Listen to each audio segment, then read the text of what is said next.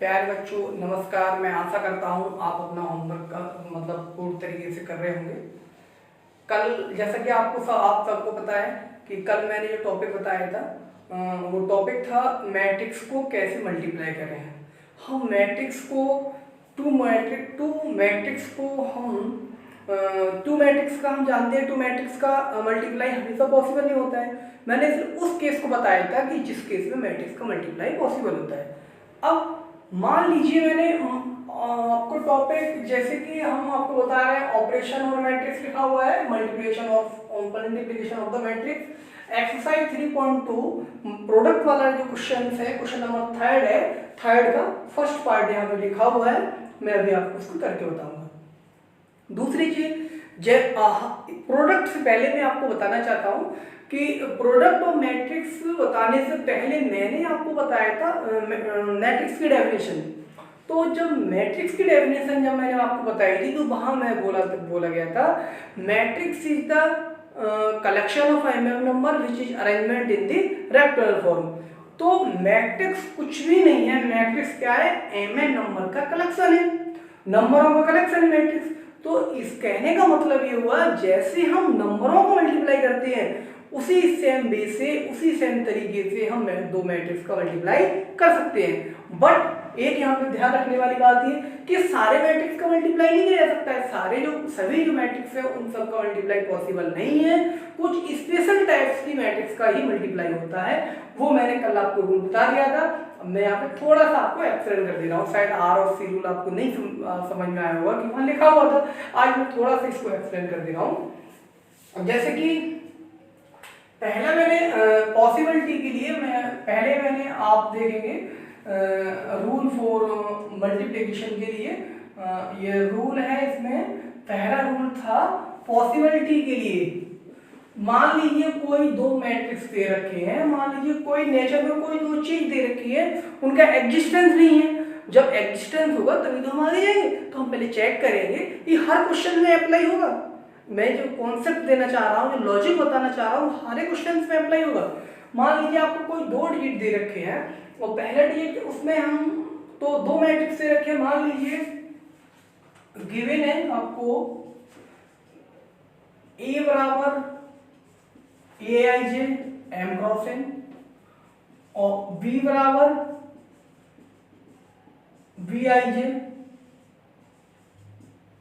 N cross p या P cross Q। दोनों cases में आ जाएगा, इस यहां से दोनों केसेस में मैं आपको बता दूंगा। अब पॉसिबिलिटी हम जब चेक करेंगे तो मैंने इसको पॉसिबिलिटी चेक करने के लिए बताया था CR रूल। मैंने कल बताया था आपको, मैंने इसको लिखा था CR मतलब चैलेंज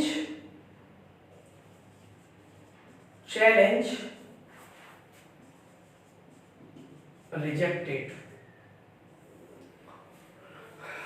इसका मतलब देखिए बच्चों, ये चैलेंज रिजेक्टेड जो वर्ड है मैंने अपनी तरफ से क्रिएट किया है, किसी बुक्स में नहीं मिलेगा आपको, ये किसी बुक्स में नहीं मिलेगा, मैंने अपनी तरफ से इसे क्रिएट किया है चैलेंज रिजेक्टेड।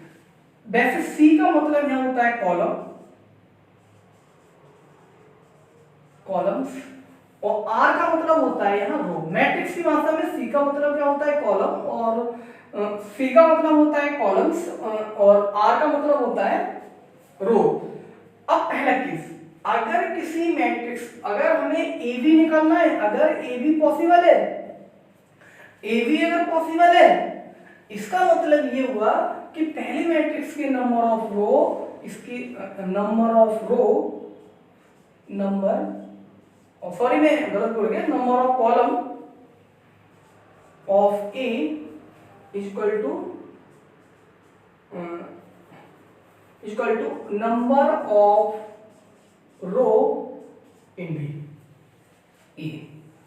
ये इसका पॉसिबिलिटी का रूल है, CR रूल। अगर ये बराबर है तो मैट्रिक्स तो मल्टीप्लाई पॉसिबल होगा, तो एक्सेप्ट होगा, तो ए बी यहां पॉसिबल होगा। इसको शॉर्ट में बोल देते हैं आगे, अगर C बराबर R है तो ये पॉसिबल होगा और C not equal to R है तो ये नॉट पॉसिबल होगा। प्रोडक्ट के बारे में बात हो रही है, नॉट पॉसिबल होगा। ये जो प्रोडक्ट है ना, ये प्रोडक्ट पॉसिबल नहीं होगा। अगर दो मैट्रिक्स Aij और Bij दो मैट्रिक्स दे रखे हैं, उसमें ए मैट्रिक्स का ये ऑर्डर है m, मतलब इसका ऑर्डर है आपको m क्रॉस n, बी का ऑर्डर है p क्रॉस q, इस तरह हमें मल्टीप्लाई चेक करना है। तो पहले पॉसिबिलिटी हम चेक करते हैं। पॉसिबिलिटी कैसे चेक करेंगे? पहले मैट्रिक्स के नंबर ऑफ कॉलम और दूसरे मैट्रिक्स के नंबर ऑफ रो के बराबर आना चाहिए। तो यहाँ पर अगर ये c बराबर आ जाएगा तो मल्टीप्लाई पॉसिबल होगा, और ये c not equal to r आएगा तो मल्टीप्लाई पॉसिबल नहीं होगा। याद रखने के लिए हमने जो ट्रिक बताई है वो CR ट्रिक है, उसको चैलेंज रिजेक्ट। जब कोई रिजेक्ट हो जाएगा तो हम आगे काम नहीं करेंगे, और जब हम एक्सेप्ट हो जाएंगे, जब आगे जाने का काम होगा, पॉसिबिलिटी होगी, तो हम आगे काम करेंगे। अब आगे काम करेंगे, मैं इसके लिए एक दूसरा रूल आपको बता रहा हूं। दूसरा रूल मैं बता रहा हूं, RC रूल। ये इंपोर्टेंट रूल है, RC रूल।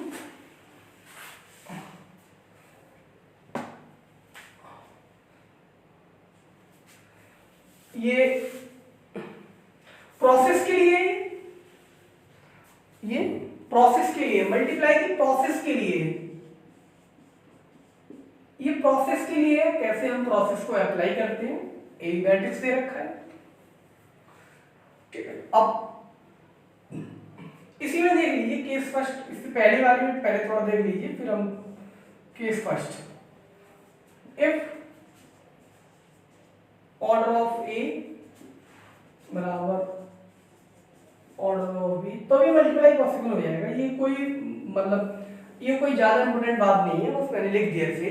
अगर दोनों मैट्रिक्स का ऑर्डर बराबर होगा तो इसका इसके कॉलम इसके रो के बराबर हो ही जाएंगे, तो ये भी मल्टीप्लाई हो जाएगा। अब प्रोसेस के लिए हम इसको देखते हैं। इसमें होता क्या है, प्रोसेस में हम लेके चलते